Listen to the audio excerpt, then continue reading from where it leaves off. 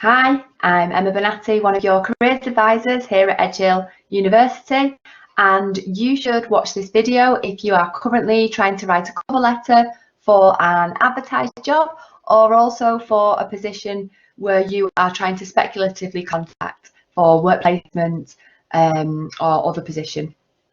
If you've got more specific questions on your individual cover letters, please do get in touch with us using the usual channels. Just Google EHU Careers to find out more. Thank you. Okay, so what are cover letters? Cover letters ultimately are a chance to show off your interest, your motivation and enthusiasm, and they are a chance to kind of make you look a bit more professional and show specifically why you are getting in touch with somebody. Okay, so what is a cover letter? Like I say, it kind of supports your CV. It explains why your CV is sitting in somebody's inbox or sitting on somebody's desk. It gives an overview of why you are suited to a particular job. It also highlights kind of key aspects about you that are relevant. It doesn't necessarily repeat things that are on a CV. It just gives them a bit of a kind of written format to listen in to figure out a bit more about you as a human being. Okay. So I've mentioned slightly, there's a couple of different types of cover letter. These are the two main ones. It's a standard cover letter.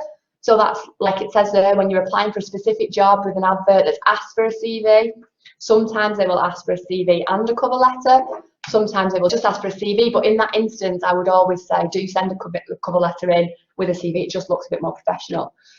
In terms of what we're covering today, the speculative cover letter, that's one when you're approaching a company that you want to work for, but they're not necessarily actively advertising a job and not advertising, but you want to go and do a bit of work shadowing. And speaking about work shadowing is quite a good point at this stage, because when you're writing your cover letter, you may find that saying the word shadow rather than work experience will get you a little bit further, because to an employer, the word shadow means you are following somebody around and kind of watching. Sometimes, for some employers, work experience feels a bit more like they need to arrange something for you, so they might think, oh, I've not got time for that. So I would always say when you're speculatively approaching places, go with the term work shadowing as a starting point.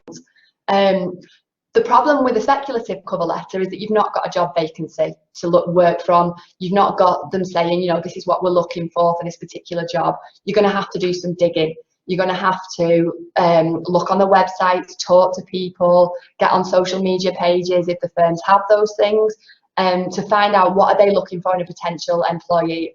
You need to be quite clear when you start off your letter about why you're approaching a company. So being able to kind of reflect on what they tend to look for in staff will help when you are writing it.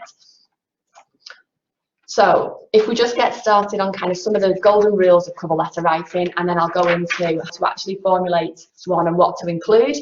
1 page maximum, so 1 A4 sheet, not in size kind of 6 fonts. In a regular, you could probably get away with a 10 for Arial, maybe an 11 for Calibri. You can move the margins a little bit to the sides and, you know, increase the top and the bottom margins a little bit, but ideally 1 page. You're getting rid of all that waffle, which, although tastes nice, isn't good from an employer's point of view when it comes to cover letters.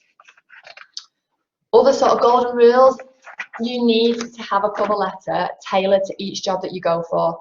It's a new version every time, and I know that sounds like hard work, but what you're doing to a company is making them feel special. You are making them think that you only want to work for them. So yes, you might use a cover letter that you create after today as a template in terms of the format, you know, where to put addresses and things like that.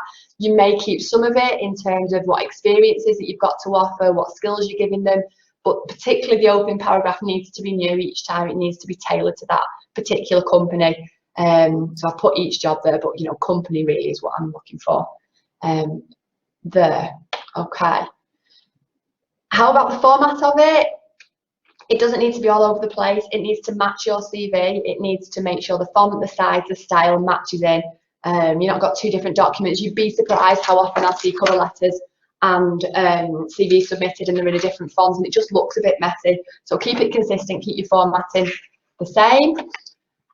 Font size I've mentioned slightly, you know, it's easy to read, nothing too small, nothing too out there. You know, this particular font here is probably something like Comic Sans. You're not going for that. A classic Arial to Homer Calibri that's around 10 to 12 in font size. Where can evidence come from on your cover letter? It does have to come from directly related things like, you know, work experience that you've already done, or events that you've attended at a firm. It can come from lots of different places, and these are some examples. So when you're talking about yourself and what you've got to offer, telling them something that's a bit different can actually really help. So if you volunteer, if you've got a bit of a quirky hobby or interest, things can catch attention. So don't be afraid of putting things on like your hobbies or charity fundraising that you've done, or even a part-time job that you think is completely irrelevant, because it won't be. It's about how you sell that particular experience. So for example, say you've got a part-time job in a bar, and to be fair, this could apply to retail, catering, things like that as well. All of these things are skills or experiences that you've gained from that part-time job that actually highly relate. So things like handling difficult people, negotiation skills, keeping people calm, resilience, you know, smiling at the same old joke, being able to work as part of a team. Communication's not on there, should definitely be. That just gives you an idea that you can draw on lots of different things, depending on what you've done for your cover letter. And again, I've talked about this, I'm always talking about this, but words and phrases. So if there was a job advert, or if on their website they've got a page that says, you know, who are we, what sort of people do we look for? And if they mention teamwork and adaptability and communication skills, you may have starter sentences like these within your cover letter. So you are reflecting back to them. It's like a subliminal message almost, you know, I know what you want and I'm giving it you basically on a plate. So you're very much matching to the companies. Okay. What should a cover letter always include? Your contact details, the date you're going to send it, and why specifically you want to work for that job. What should you try to include? The job title if there is one, and ideally a named person at the company wherever possible. So that may mean contacting someone in the HR. That may mean ringing up the company and saying, I want to send a speculative letter in, could you give me a name? Try to include those things. Okay, so what should a cover letter look like? Starting point is kind of the top section. You need to have your address. It doesn't need your name because you're going to sign it off at the bottom, but your address and your contact details, usually would just say an email address to be further now. They need to be top right hand side. Next up is the date that you're going to send us the letter. So in this case, this person's sending it on the 1st of March. Obviously, make sure your date's right, particularly if you're using a template, make sure you change it. It's a bit of a giveaway. Like I've just said, try and write to a named person. So worst case scenario, you're going to put on here the company name and the company address. Ideally, you're going to get the name of the person and their job title that you're writing the letter to. And obviously then you're going to start it with, dear, in this case, Mrs. Haywood. So in this case, they've been able to state that they're going for a communications assistant job that they've seen advertised on the company website. Obviously, if you are writing speculatively, you are not going to start it like that. You're going to start it with why you're making contact. So I am particularly interested in work shadowing with X firm because, and then you're going to give them a description of why. Why do you want to work shadow them? What is it that's interested you about them? Why their organisation? You're going to go on their website. You're going to look if they've got social media, awards. Is there particular areas of practice that you're interested in? Have you met a staff member at an event? Is there alumni from EHU there? Have you looked them up on LinkedIn? There's all sorts of things that you can use for your why. But ultimately, it's why that company. What is it about them? You can potentially add in a little bit here about what you're looking for as well. So the types of roles or tasks you'd like to get involved in, you can go through that too.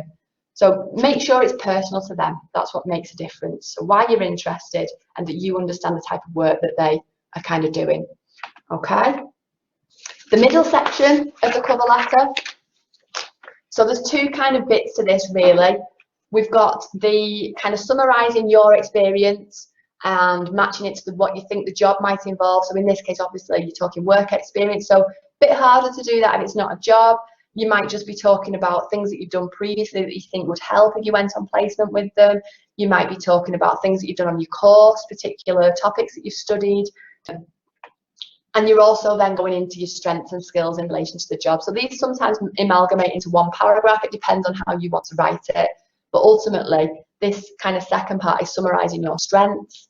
It might be saying what grade you're expecting. You might give a few skills that you think they'd be interested in and backing yourself up. So for example, you're not just sort of saying you've got communication skills, you're saying how. So this person co-edits a student newspaper, publishes weekly articles, does a blog, and then they go on to talk about English, text, and going into IT skills and organisational skills. So back up what you're saying. You've not got very much space, like I said at the beginning, a page maximum. So you're just going to be given a bit of an overview of what you've got that you think relates. Things for work shadow in particular might be things where you talk about being a quick learner, where you talk about having a friendly outlook, that you've got great communication skills, you like to kind of get involved in new things with IT, you've got experience on the phones with customers or face-to-face on a reception desk, those sorts of things, filing, research, anything that you think you can offer, you can add that in as well. Okay, and then what's happening with the conclusion? You're sort of restating your interest in the company in a nice sentence, that you've got a genuine desire to kind of come and do some work placement with them. It's a place that you see yourself working at longer term, so just restating your interest in the company. And you can, again, this is more for if it's a standard cover letter, you can put on about being available to interview, but equally there, you might just put something there like, I have attached a copy of my CV.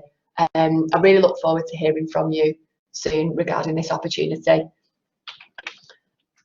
At the bottom, you'll see there I've got yours sincerely, and then the person who's writing the letter's name. If you've got the name of the person, i.e. it was Mrs. Benatti at the beginning or whatever it was, you will finish it off with yours sincerely. If you haven't got the name, so if you're having to write Dear Sir, Madam at the top, then you're going to have to sign it off with yours faithfully. Sounds really pedantic. It is a little bit, in yours faithfully.